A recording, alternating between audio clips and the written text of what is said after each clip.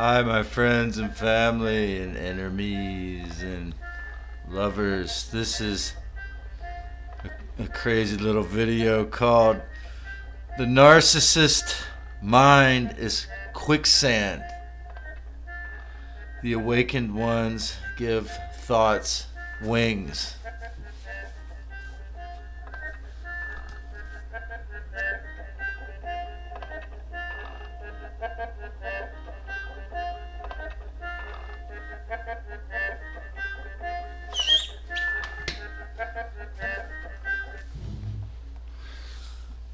The narcissist mind is quicksand.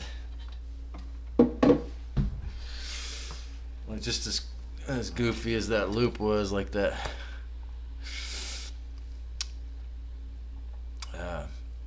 One of my friends told me I'm the most narcissistic person he knows.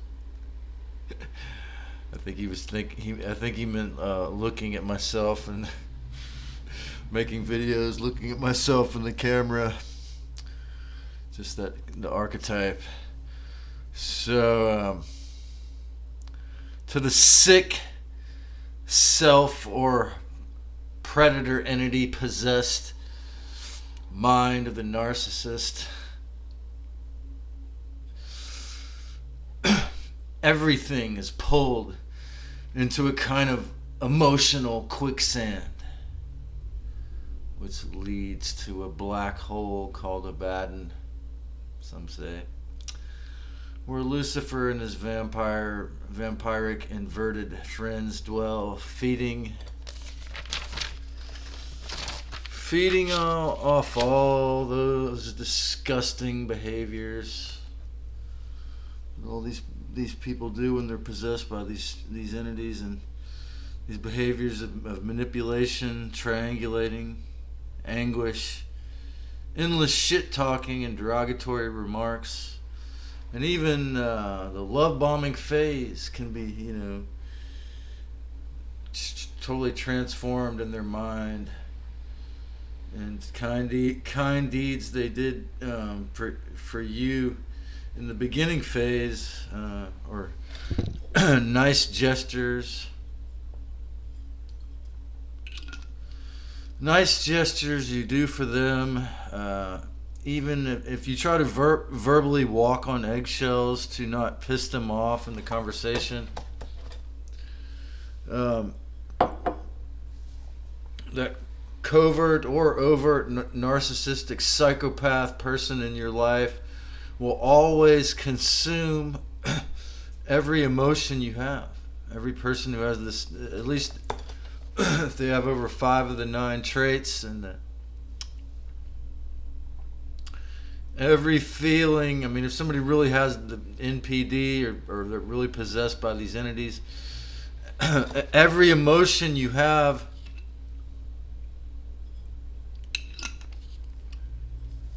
every feeling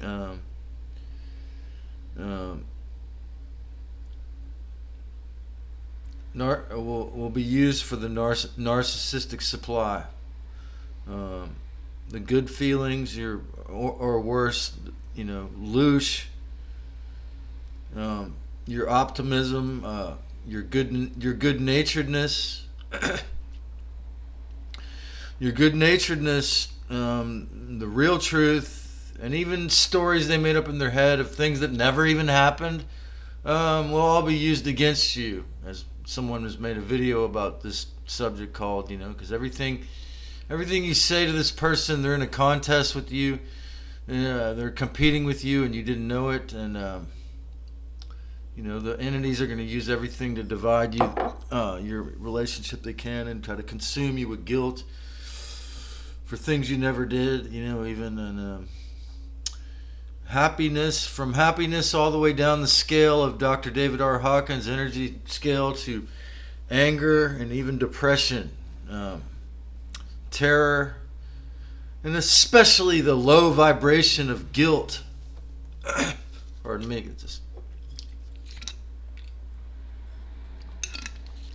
a little bit dry there. The low vibration of guilt for you. You see, as I've said, Narcissism is on a scale from self-centered, grandiose, cocky, and insecure, like I could be when I'm still healing from it in the shadow plane,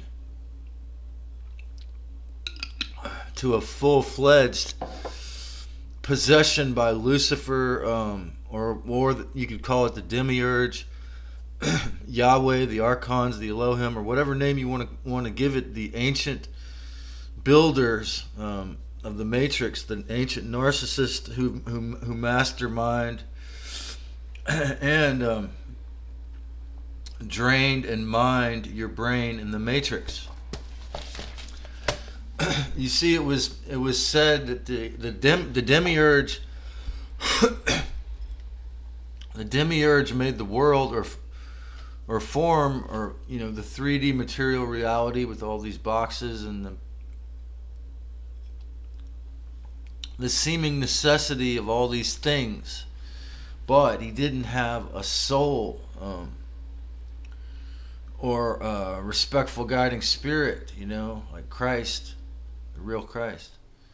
And one of the gods the dark side worships his name is Mammon, and he has huge muscles and no head, because he's the god of money, or like fiat, or Mammon is he's got the huge brawn and no head. So I thought of him when I was writing this, but I didn't actually get around to it. So Lucifer completely got cut off from feeling the Christ.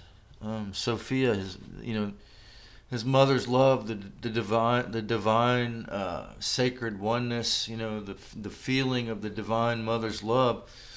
He got completely cut off from that feeling during his rebellion, hundreds of thousands of years ago and millions of years ago, when he began to build the Brotherhood of the Snakes and what turned it into our secret societies, that what they've all done over the years, the vampire cults, and so he got cut off from feeling the Christ, Sophia, his mother, during his rebellion and planetary takeover, which, let's face it, folks, has been tragically successful during these eras. He developed into and began to control societies with his technologies and then now subsequently technocracies, and broadcasting his sick narcissistic ways until he invented Hollywood. And then the term Hollywood is actually the type of, it's called that because that's the type of magic wand they would use. It's made out of holly. Hollywood's the magic wand, literally.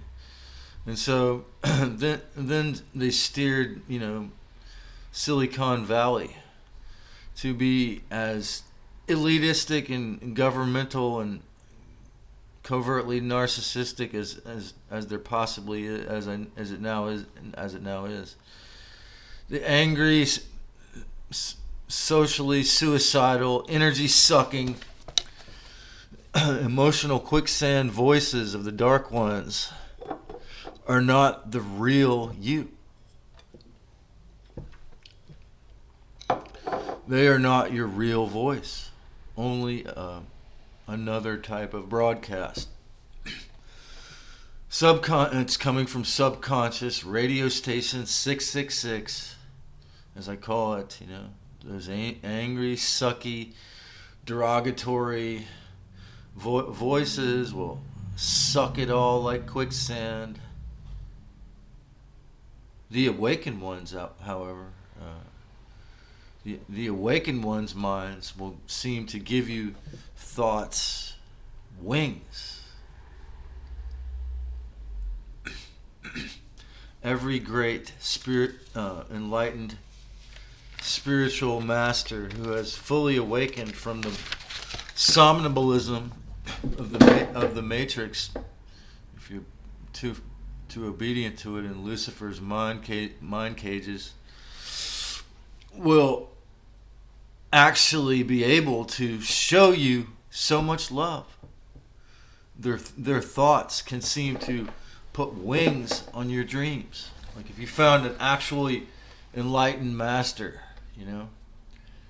their thoughts can make you feel like if you come across a sage or an enlightened master that's so powerful that that's really a super enlightened master, their thoughts can seem to put wings on your dreams, and some of their true faith in the actual real spiritual reality seem to transfer to you. Like if you read their books, or see, especially if you see them in person or get their hug, got a hug from Amachi or whatever, whoever it was.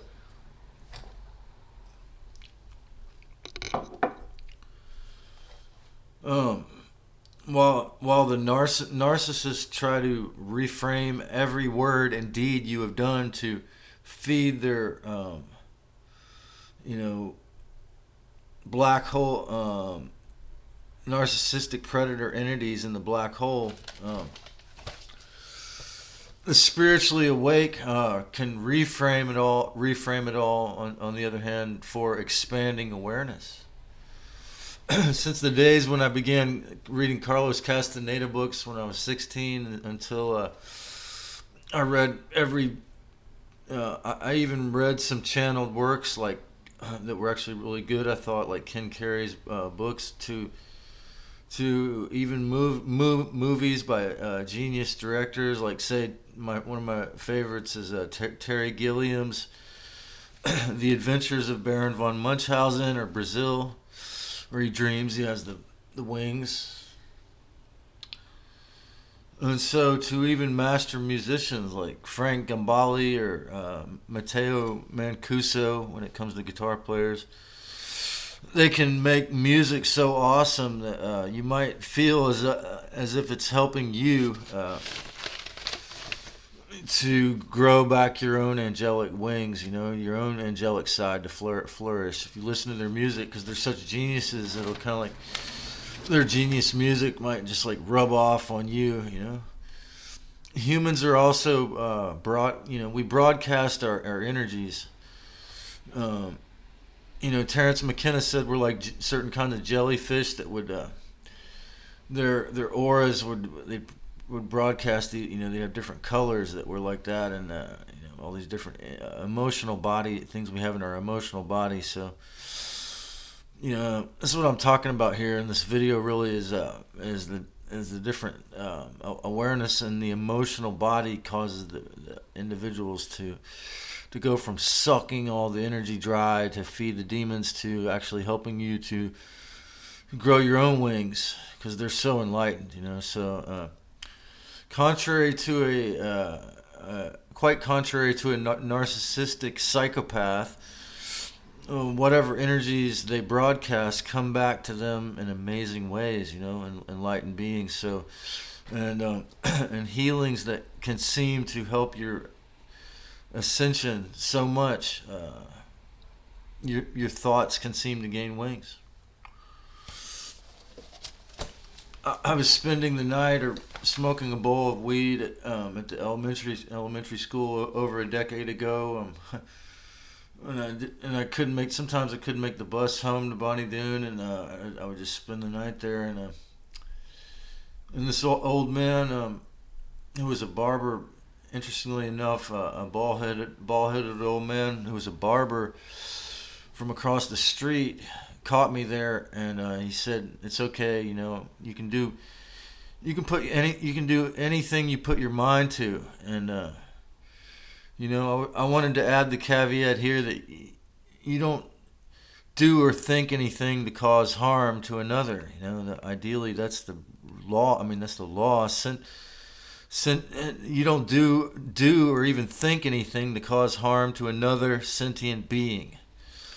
In harmlessness, in Lakesh, you are free, especially psychologically at that point. If you're actually harmless, you can actually become free.